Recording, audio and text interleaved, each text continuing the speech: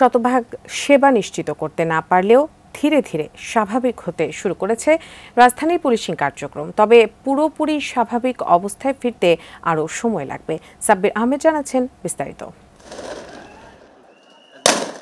৫ August Sheikh Hasina দেশ ছেড়ে পালানোর পর বিভিন্ন জায়গায় পুলিশের সঙ্গে ছাত্র জনতার সংঘর্ষ হয়, ভেঙে পড়ে পুরো আইনশৃঙ্খলা ব্যবস্থা। অন্তর্বর্তীকালীন সরকার গঠনের পর থেকে ধীরে ধীরে কর্মস্থলে ফিরছেন পুলিশ সহ আইনশৃঙ্খলা বাহিনীর সদস্যরা। সেনা প্রহরায় শুরু হয়েছে ডিএমপির অনেক থানার কার্যক্রম। ক্ষতিগ্রস্ত থানায়ও চলছে সংস্কারের কাজ। ডিএমপির ৫০টি থানা ধীরে ধীরে সচল হচ্ছে।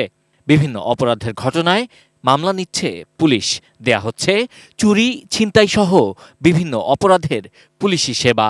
বর্তমান সরকার এবং পুলিশ প্রশাসন পুলিশ বাহিনীকে দ্রুত আবার তার আগের কার্যক্ষমতায় ফিরিয়ে নেওয়ার জন্য বিভিন্ন পদে পরিবর্তন সহ নানান রকম যুগোপযোগী সিদ্ধান্ত নিয়েছে।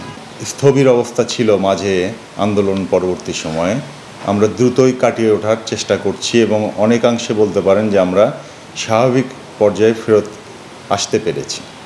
ইতিমধ্যে আমাদের যানবাহন প্রায় সবই ধ্বংস হয়ে গিয়েছিল আন্দোলনের ফলে। সেখান থেকে মেরামত করে দ্রুততম সময়ে মেরামত করে কিছু কিছু যানবাহন অলরেডি ইফেক্টিভ করা হয়েছে। আমাদের এখন যা আছে সীমিত সাধ্যের মধ্যে আমরা সর্বোচ্চ সেবা দেওয়ার চেষ্টা করছি।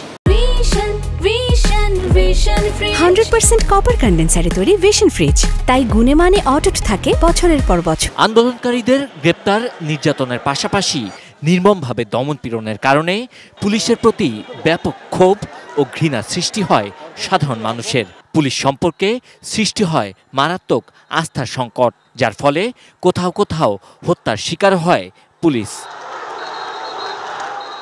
পুলিশ আবারও সাধারণ মানুষের জানমালের নিরাপত্তা নিশ্চিত করা সহ অপরাধ দমন করে জনগণের পূর্ণ আস্থা ও বিশ্বাস অর্জন করবে বলে প্রত্যাশা সাধারণ মানুষের। Sabbir Ahmed, ATN news, Dhaka.